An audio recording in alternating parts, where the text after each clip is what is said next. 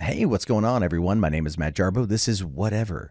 Today is the 10th of July, 2018, and I've been kind of racking my brain over the course of the past couple of days for what to talk about next. So far, the response to the podcast has actually been pretty high. People seem to enjoy it. They like the stories that I tell, like the off-the-cuff commentary, and I want to keep it high, keep it going for you guys. But today, the story kind of popped into my lap. The topic very much came about in a way that I was not expecting. And ultimately, I'm not going to lie, I won't come away from this looking exceptionally clean. In fact, I'm pretty sure there'll be a few of you out there that'll give me a lot of shit for this down the road, and that's okay, because I like to acknowledge past mistakes. I like to acknowledge that I'm a human, that if you cut me, I bleed. It's blood, not gravy. I know I'm fat, but that's something you guys got to remember, that it's not a real thing to say that gravy flows out of fat people. But Anita Sarkeesian, I want to tell this tale. I've been wanting to tell this whole tale for a while. Those of you who have followed my main channel for the course of the past 6 years, if you've been around that long, a few of you definitely have. You know that I've been critical of Miss Sarkeesian since about 6 years ago last month. I want to say it was around end of May, early June 2012 is when I first came to learn about Miss Sarkeesian and her Kickstarter for Tropes v. Women in Video Games. And she was seeking $9,000 respectively, ended up walking away with $158,922. And ever since that, I have been, I guess you could call it like a critical thorn in her side. And today it escalated into a place that I never quite thought it would happen. And it got me thinking about the whole situation. And I've made a lot of fucking mistakes. So I thought I would take you guys through the last 6 years, truncated obviously, but I'll hit the high points because, like I said, I've made mistakes, and I think it's time to vocalize a few of them. So at the time when I first learned about Anita Sarkeesian, it was on V. It was on the V board on 4chan, and someone had posted a link to it. Someone had talked about Anita, talked about her being a feminist, and I checked it out. And at the time, I was coming off of the Coney 2012 mass hype that had happened from that, right? I was still a few months into my channel. I was still trying to make money being an antagonistic motherfucker, and I needed something to talk about. I needed there to be a thing, something that would keep the money coming in, something that would keep the couple dollars a day I was making coming in, so I could eventually, over the course of 3 months, afford to purchase a video game. I'm not even kidding you. And now what, it took me 3 months to earn back then, I earn usually in a day. So it shows you the power of just tenacity in working in this industry. But when it became Anita, when I learned about Anita and I checked out the Kickstarter, I made a video about it. Now, I don't remember everything that I said. I don't think it was nice. At one point, I do believe I used the line, she's just a loudmouth bitch who needs to shut up and go away. And that was dumb of me to say, man. That was really, really fucking dumb of me to say. I shouldn't have done it. I was newly minted 30-year-old or 31-year-old. I'm a 31-year-old man telling a feminist online she's a loudmouth bitch and needs to go the fuck away. I mean, come on, that's so fucking stupid. So stupid. Right? It doesn't accomplish anything. No one learns anything. All it does is set up a barrier, sets up a wall, right? And trust me, they found it. I was blocked by her and Jonathan McIntosh within hours of that video going up. And I've been blocked by them for a long ass time.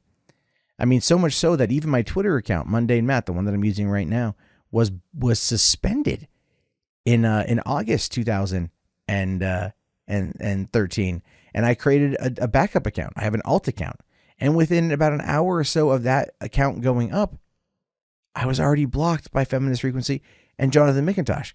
So I know for a fact that back then, these people watched me. They really, really watched me. And that kind of, I think, maybe added to the whole coverage of them. Because, even though they wouldn't actually give any kind of response that was valid, and they wouldn't respond to any criticism that was valid, they just called it harassment, right? Harassment campaigns, misogynistic, sexist trolls, but they would never respond to anything. I mean, nothing. You know, I think that was the way. That was how you knew. You knew you'd get to them. And look, I'm being honest here. That wasn't the right mindset to have. I'm not proud of it. I'm not. I'm really not. Like, I've actually honestly tried to like be better, because ultimately what I did next was even stupider than before. So you have to fast forward about 10 months. Now, originally Anita promised that the 6 episodes of Trope V Women were going to be released by August of 2013. And that didn't happen. In fact, it wasn't until 2017 when the official Tropes v Women series ended officially. So it goes to show you that it took 4 years for the thing, or 5 years for the thing to even remotely get finished. So just want to put a pin in that one. We'll come back to that one a little bit later. But she said August. August came and went. October, November, December came and went. It wasn't until March of 2013 when she released the very first Tropes v Women game, or the video. And it's bad. Well, I guess in retrospect, it's better than what they ended up becoming. And that has everything to do with Jonathan McIntosh. Outside of being a complete idiotic ideologue, he's actually a pretty fantastic editor. So John, if you're listening to this, that is your strong suit, and you should stick with it. You are very good at crafting and narrating propaganda. There's a reason why your channel now, the Pop Culture Detective Agency, gets a lot more views than Anita. So anyway, when that came out, it got pretty heavily roasted by a lot of people, but it got defended and protected by a lot of people in the games industry. Holy hell. They did not walk away from that. They were salivating they were salivating at their lips, waiting to put Anita on a pedestal. And they did. They put Anita on a pedestal. She damseled herself very, very, very well. And that mentality hasn't gone away. In 6 years, that mentality has not gone away. It's still very, very, very prevalent, with the exception of 2 instances, which again, I will talk about. Now, when her first video came out, I criticized it, as did a lot of other people. Mr. Epsilon, Alpha Mega Sin, TJ Kirk. A lot of people criticized that. And it kind of created, as Anita would later go on to call it, and when she went to the UN, a cottage industry, which is true. It's true. People make money crapping on Anita Sarkeesian. If you don't believe me, check out Thunderfoot. He can't make a video about solar roadways without somehow bringing up Anita Sarkeesian. I'm kidding, but I'm also not. Look up any video he's done about feminism, and I guarantee you she has a co-starring appearance. It's there. It's a thing. That's how it happened. So her second video came out, I think it was about 2 months later. And almost immediately, people from 4chan and Reddit decided that they wanted to flag it. Now, the stupidest thing that I did was play up the joke. It wasn't a joke, but I said, keep fighting, keep flagging. It was stupid of me. It was really stupid of me to do. I should never have done it. And to Anita, I actually very much apologize for that. Calling for a false flag DMCA on a video or false reporting a video is not right. It's not accurate. It's not correct. And it wasn't a good thing to do, period. I was wrong. I can admit that. I hope you forgive me. I don't think you will, but I just want to put it out there. And the reason why I say that is because that particular tweet popped up in one of her presentations somewhere down the road. I forget exactly where. And even Angry Joe himself brought it up in the top gaming controversies of 2013. I think I'm like number 2. A video of mine is featured in there. And I think that's around the time I did apologize for it initially, because it was stupid of me to do.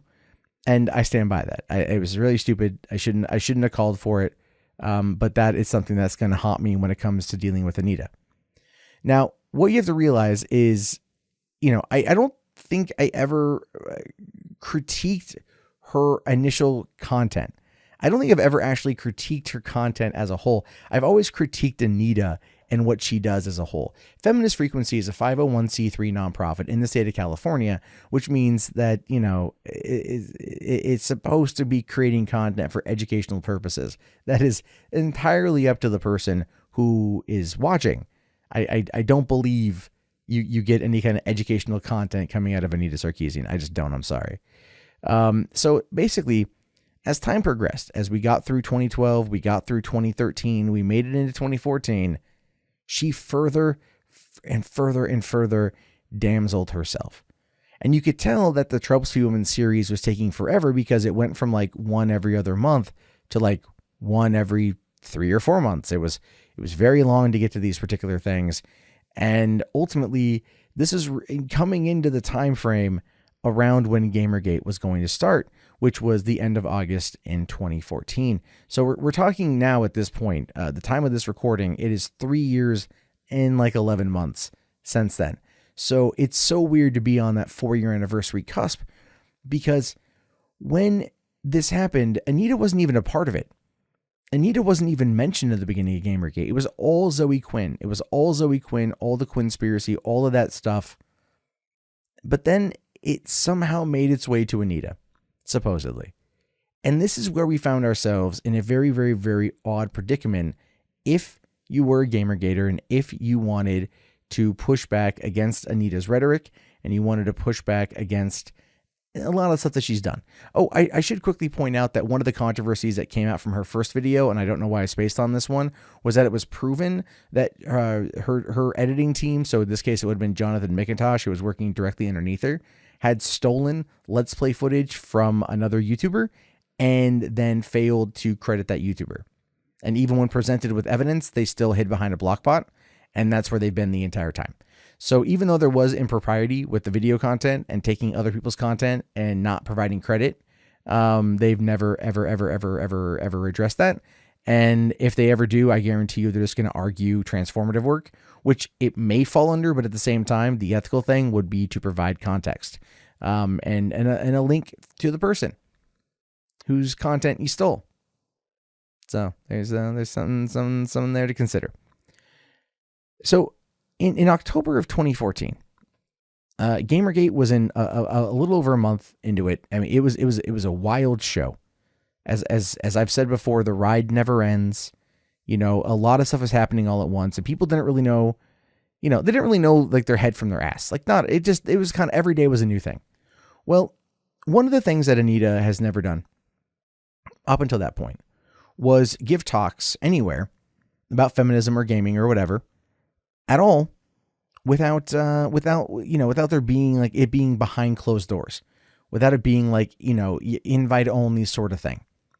But at the University of Utah in Salt Lake City, she was going to be speaking, and it was open to the public. And it was the first time that it happened. It was the first time that was going to be a thing. And I thought it was very fascinating. We're going to see her removed from her bubble, removed from the echo chamber, dealing with the general public. How is this going to play out? Well, it didn't, because somebody emailed the school with the threat of a massacre, right? Even going as far as to invoke the Montreal massacre, where like, I think a whole bunch of people had died from back in the late 1980s. Now, this, of course, sparked Anita to call in the FBI, and they came in, and the FBI determined and local police determined that this was no actionable threat, which meant everything should go according to plan. Well, the thing is, Anita had said, well, I want to make sure that no one can bring their guns into the auditorium, right? Well, the thing is, Utah is an open carry state. And they were like, sorry, man, we're not going to sit there and, forego our citizens' civil rights because you want to feel protected. And as a result, she ended up canceling that particular talk, which I understand. Look, I understand. I'm not a monster. I get it, right? I understand it. So there's that. So she goes and she cancels that. And then GamerGate again, full swing, right? So then, of course, GamerGate gets blamed for this. As GamerGate gets blamed for everything, it's still the fucking boogeyman. Even today, still the boogeyman. It's never going to not be the boogeyman, no matter how many of the lies that they've told are absolutely untrue. They are just unequivocally false, many times with evidence. Even the FBI spent 2 years investigating it, came out saying, nah, GamerGate didn't do nothing. Never going to matter, because people don't do the research. And again, we will talk about today's events. So after that, Anita kind of went back on to doing her thing, and I criticized her if something came up. And, there's been plenty of videos that I've made talking about her over the years. So much so, she knows who I am. And, she went to the UN and she talked about the cottage industry thing with Zoe Quinn. And I know she's referring to like me. And I know she's referring to a few other people like Thunderfoot, like Mr. Repsion, other people like that. And I get that. I get that. But what Anita never really fully understands, or at least fully understood, she might understand it now, but back then she certainly didn't, is that criticism over your work is going to happen, right? It's going to happen. Now, myself and Thunderfoot and Mr. Epsilon, no one ever called for harassment. No one ever called for, people to go after Anita, right? No one ever did that because we're not assholes. But there were people out there that used very, very, very salty language that she could then use as a way to justify, her playing the victim. And there's that. Now, when Gamergate was a thing, when it was first getting starting as well, I did forget, there was the Kevin Dobson situation. The Dobson tweets are, someone had apparently made a threat against her through Twitter, through an anonymous account named Kevin Dobson. It says some pretty horrific stuff. And this, of course, was a thing when the police, came out there and they didn't understand how to deal with this kind of shit, how to deal with online harassment. And they still, honest to God, don't. It's been 4 years. They still don't know how to do it. But many people in Gamergate have always been suspicious of the Dobson tweets, predominantly because Brianna Wu had a very similar situation with the Kevin Whitmore tweets. And those also felt very kind of staged. But then again, that's all rumor, speculation, and we have no way of proving one way or the other because Twitter would never release the IP address of the people involved, because why would they? It wouldn't be, unless the FBI investigated it, which, hey, they might have. Considering their investigation yielded 0 actionable results, yeah, they found out trolls and that was about it. So you can understand in the fall of 2014 why Anita Sarkeesian was very much anti-Gamergate. It wasn't just because of her third-wave feminism or because of a lot of the other dumb stuff that she had said over the years. It has a lot to do with the fact that, well, in this particular case, there were threats made against her on Twitter, and there was a massacre threat made against her on, through an email. I can understand it. I do. I'm not unsympathetic. I'm actually quite empathetic over the situation. And like I said, if Anita ever hears this, and I'm sure she will, I was swatted 2 years ago. People sent cops to my house to fucking kill me. I'm always afraid someone's going to do that shit when I have my daughter. So I get it.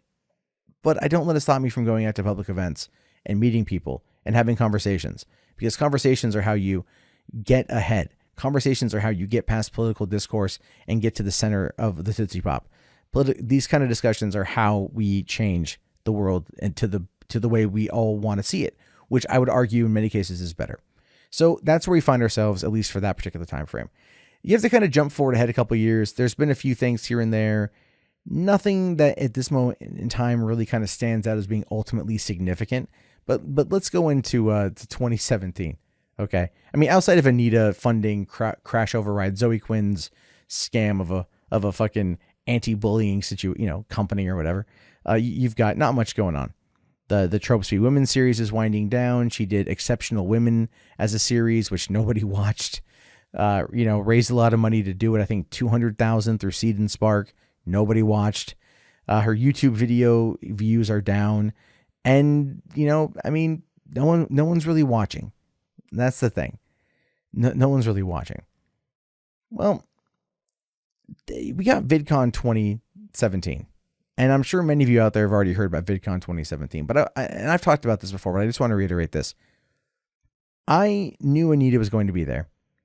And I had talked to people about this. I'd let them know. And everyone decided that they wanted to go check it out because I think it was interesting. Now, I went there with the intent, honest to God, to listen. I've never heard her talk in person before. She'd never actually gone out in public before. This was as far as I could tell, the first time since 2014 where this was going to be like similar to that. Where yes, you had to buy a ticket to go in the door, but anyone could come in and watch her be on a panel. And so a bunch of us went. In fact, and again, I had no idea this was going to happen. 30 of us went. 30 of us took up the first 3 rows of the left-hand side of the seating. Now, what people have to realize here is that when I say the first 3 rows, I mean like the seating was divided in half. So it was people, but it wasn't like the first 3 rows all the way across the stage like some people were trying to portray it. Well, I had told everyone before going into this, and again, I instructed 30 people, and everyone listened because we were all on the same page here. I instructed these people to not tweet, to not take pictures, to not cause a scene, to just be respectful, to be polite, to sit down, be quiet, and listen to what was going to be said. That's it. That's it. Honest to God, the reason for that was because I wanted to listen to what she was going to say. And I knew that if people were out there like tagging her on Twitter, that it would be that she could argue that it was harassment and then have people booted out, or the whole thing booted out. I didn't want that. I didn't want to intimidate her. I didn't want to scare her. Here's the thing. I never quite really thought about it from her perspective, and that I guess it did. And that's on me. That's my bad. There's no better way to handle it, to be honest with you. There's literally no better way to handle that situation than I think what I did personally, how I organized it. Because had she known, it would have blown up. It doesn't matter which context she found out, it still would have blown up. So she gets up there and she's talking, and you can see her start going through and really, looking at the crowd and looking to see who's there. And she starts recognizing Sargon and Chris Ray Gun and the Warskis and Dave Cullen. And she gets to a point where she's looking back in the second row off to the right, and she looks at me. She sees me. Now, I should also point out, I forgot to mention this before, but about 2 hours prior to her particular speech or this particular panel, her and I crossed paths in the Creator Lounge of VidCon. Now, she was doing something and she didn't recognize that I was there, or Sargon or Dave Cullen, because the 3 of us were hanging out at the time. And so she had no idea what was going on. And again, no one interacted with her. And like 20 feet away from her was Francesca Ramsey. And walking right around that same area was Riley Dennis. So people that in our particular sphere had criticized were all relatively in the same space, both the criticizee and the criticizer. And again, no problems persisted because this is a professional setting and no one's there to cause any shit. And honestly, I feel like no one really knew about it, which is fine. But Anita, she got freaked out. She got spooked.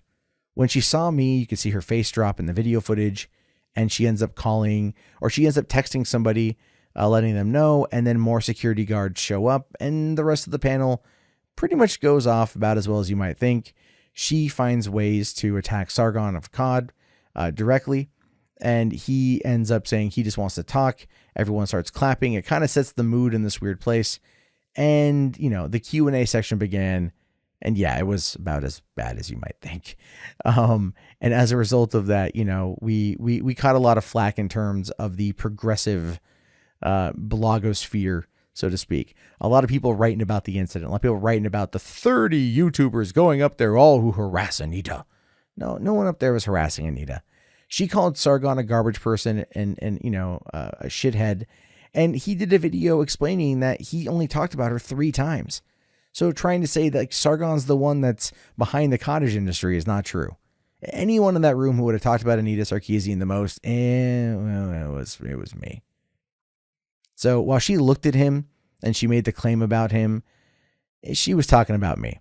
She was. And that's fine. She cannot like me. That's totally okay. Because again, today kind of exemplifies that, to be honest with you. So we get through that panel. And, I honestly God, I was expecting us to be booted out of VidCon the next day because she was on another panel at the end on Friday. And we went to that panel at the end on Friday where Boogie2988 essentially dealt with, his own problems. He gave his side of things, and he did it at the very end. He'd been practicing for the speech for over 2 months. He gave it, and Anita didn't have time to respond. And you can see that she was visibly perturbed. She was visibly upset. And according to Boogie2988, as he told me later on that night, and then he also, talked about it more on H3H3 podcast as well as in his own videos, she was mean. She verbally accosted him for that speech at the end because Boogie had changed the narrative. The narrative at the beginning of the panel was women can only get harassment online. Men can't. Or if they do, it's very minimal. Boogie comes back and says, no, it happens to everybody. I've had someone take out a freaking hit on me on the dark web. And it's like, how do you even remotely come back from that? How do you come back and use the argument? Well, people have said mean things to me on Twitter as an excuse, to like say that only women get harassment. It's one of those things where it's just not going to work. But they had a conversation about it for a while, and apparently it was productive. At least that's what he said back then. I guess now, not so much. And that's fine. That's totally fine. Anita Sarkeesian is a very interesting person because over the course of the past, let's say year, she hasn't really done much. She hasn't put out a lot of content. They're doing a podcast where they talk about stuff going on because, that takes a couple $100,000 a year to produce a podcast. I'm doing it for free right now. And everything else. And so essentially speaking, she ended up, like kind of putting herself in this precarious position where she's always going to end up being criticized for what she's done. And in many cases, it probably would just go away if there would just be some kind of explanation as to why she did what she did. Now, she's under no obligation to do so. I don't want anyone to think that she has to. But you figure if it mitigates the damage, why not do it? Why not just come out and have a conversation? Well, that's because she doesn't want a conversation. Mitigating the damage from that kind of insular scenario, all it does is create an echo chamber. It just creates an echo chamber and one that nobody wants to deviate. Nobody wants to go around. It's sad. It's quite sad. But this is Anita. And at this point, we're 5 years in. Summer 2017, 5 years in. So, old dog, new tricks, she's not going to change. Which is unfortunate.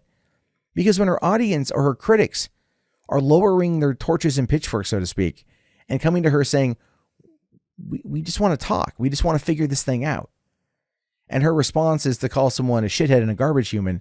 It goes to show you that she quite literally doesn't care about trying to seek equality or trying to get people on the same page.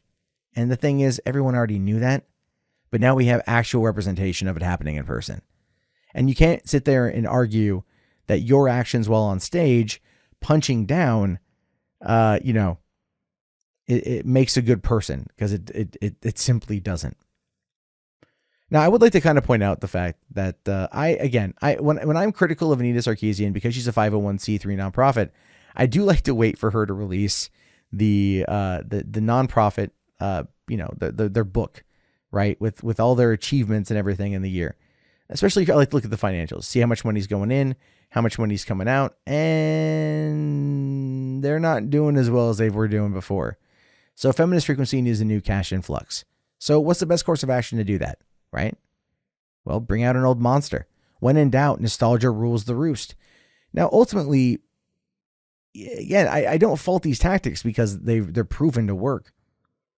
But Anita is coming after video games and things like that once again. So she tried, and again, a few things didn't really work out too well. But we find ourselves today. And today, for example, again, this is the GamerGate thing, keeps making its own comeback.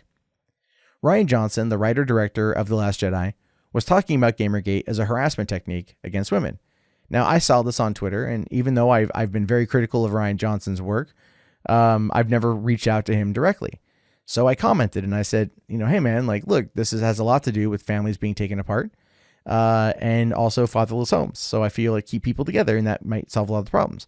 Also, if you ever want to talk about GamerGate, hit me up. We'll talk about GamerGate, because I was there in the beginning, and I've got a solid understanding and fundamental, grasp over what happened, what went down. And believe it or not, I was thinking it was going to be an innocuous tweet that people weren't going to be paying attention to it, and ended up getting a lot of retweets and ended up getting a lot of likes. And that was pretty cool. I'm like, oh, maybe Rian Johnson will respond. Well, no, he didn't. But Anita did. Anita took a screenshot of my tweet and put it out there calling me a misogynist fool who stalks and harasses her. Try and talk to Rian fucking Johnson about GamerGate. And then she blocked me on her personal account, of which I had been following for quite some time. I followed it on random. I saw that it was up. I was like, oh, I'm not blocked. And I hit follow. And a lot of people I know follow her too. And even last night, she was tweeting about Luke Cage, and she asked a question about something, and I responded. If I wasn't blocked last night, I'm pretty positive she knew that I was there.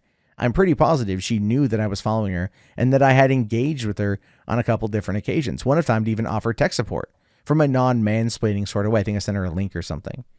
And again, I just followed her in order to check it out. Because the thing is, look, we put on these faces. We put on these masks. We go out there, we portray ourselves as different people. And I understand Anita's perspective. She has been heavily criticized for 6 years. I mean, it got really bad when the video footage came out of her from March 2012 saying, I'm not a video gamer. I don't even like video games. When then she goes on to raise nearly $160,000 to critique video games. There's a reason why people out there are very skeptical about the things that she's done. And I'm not even scratching the surface over everything. It's not the video for that. There's a lot of information out there about the things that Anita and Jonathan McIntosh have done in regards to this particular franchise and tropes for women in video games and Feminist Frequency. It's a lot of crap that goes on. And a lot of it's provable, but they won't ever acknowledge any of it simply because, well, it's easier not to. They get to play the victim the more they ignore it. And the more people push back against it, the more people bring up and vocalize it, the more they can just hide behind it and use it again as a way to just get themselves out of trouble. So Anita, again, came to me and screenshotted this thing and then posted it on her Twitter and then proceeded to block me and block a lot of other people as well. It was so weird because, again, I've been criticizing Anita now for approximately 6 years and 1 month. I haven't always been fair. I haven't always been nice. In recent years, I feel I've been more fair. I've never called for anyone to verbally or openly harass her. And I've never asked that anyone do anything to her that's mean. When I had the opportunity to see her in person, my entire approach was, how do I make this easiest for her? As to not spook her, not to draw attention, and just witness this thing taking place. Because that's ultimately where people on my side of the coin are. We want to have a dialogue. We want to have a discussion. We want to make sure that we are all on the same page and people can, in fact, get along. But people like Anita don't want that. Because the more that they get that, the less power and relevancy they ultimately have. And that is, in fact, a shame. Because someone like Anita, who does have a lot to say, could actually find a solid middle ground with people and maybe work to make things a little bit better. But instead, she gets up there and she self-aggrandizes and talks down to people. And if they bother to remotely ever talk back to her or disagree with her, she'll mute you. She'll shadow ban you from her website. And that's just the truth of who she is. She runs from controversy. She runs from criticism and then hides behind it when it suits her, all while arguing that the other side does the same and, hashtag freedom of speech sort of thing. And it's just sad because there's a lot of potential there. In fact, there's a lot of ongoing potential because the series isn't quite done yet. They've actually started working on part 2. Who knows if they'll ever actually finish it? Who knows if she'll ever actually make her way out to the public in order to talk about it or talk about anything for that particular matter. I think after the events in VidCon and given how everything played out and how many of us showed up just out of sheer utter curiosity, she probably won't ever sit there and do a full-on remake without, taking over for like Allison Hannigan or something, if it's going to be a Buffy thing. I'm just thinking out loud. Probably because my glasses have to go back for the rental for tonight. And it's just saying, I would love there to be more to Anita than just this. I don't hate her. I don't dislike her. I have a level of respect for her because I want her to do better. I want her to be critical of the industry that we both love, but I want her to do it from a place that's not dishonest. And dishonesty and her run pretty hand in hand. I mean, one of the biggest fucking examples of this is Hitman Absolution, a game where, it's not the best Hitman game out there, but it's a point system. And if you, knock people out or you kill them or whatever, you lose points. And so the argument Anita put forward was that Hitman rewards you for actually killing and maiming these women, when in fact it does the exact opposite. When you kill them, your score goes down. When you knock them out, your score goes down. When you hide them and no one's found the body, the score reverts to where it was prior to you knocking them out. That is how the scoreboard works. So her claiming that it caters to white supremacists or caters to racists or things like that doesn't hold up one damn bit. The facts clearly prove that there's more here than meets the eye. But now Anita is on her own, kind of out there in space, and an isolating experience it has to be. Sure, she's got her friends. I get that. But after a while, they're all going to want different things. They're not going to want to sit around and wait for the next controversy. But to wrap this whole thing up, again, I don't think Anita's bad. I just wish she'd pull her head out of her ass and realize that you can have a conversation with somebody without, calling them a misogynistic fool and a stalker on Twitter and then blocking them, because it doesn't do anything for you. All it does is allow me to respond and get my message out to a lot more people, because now they're curious as to why you would validate my existence. Beforehand, you've never really done that outside of one thing from like 2013 or 2014, and you had every right to do it back then. Here, I wasn't even talking about you, and you chose to come after me. Why? Why not just have a conversation with me? Why not just have a private call with me? No other people around. We'll just hash this whole thing out. Because I think ultimately, at the end of the day, that's what's best for everybody. And sadly, I don't think you agree. But to everyone else out there who's gotten to this far, the word of the day is feminist. Be sure to leave that below in the comments section, and also please leave your comments on this whole thing. The Anita situation, there were things that I missed out here. It is late. I'm trying to remember them, but I got the big issue, the big stuff here, and I feel that I don't think all is lost for Anita. I think there are ways to make things better and to definitely try to come to some kind of conclusion. But when you make your money off of what she makes her money off of, walking away from outrage is never going to be well. Confirmation bias that she puts out there is the same kind of confirmation bias I get by making a video about her. It's a sad, vicious cycle, and one that has way too much authority over what we do, how we do it, and how much we get paid. So hopefully there will one day not be a need for this kind of content, and people will be able to just make the type of content that they love and get the views, meet the audience, and go on from there.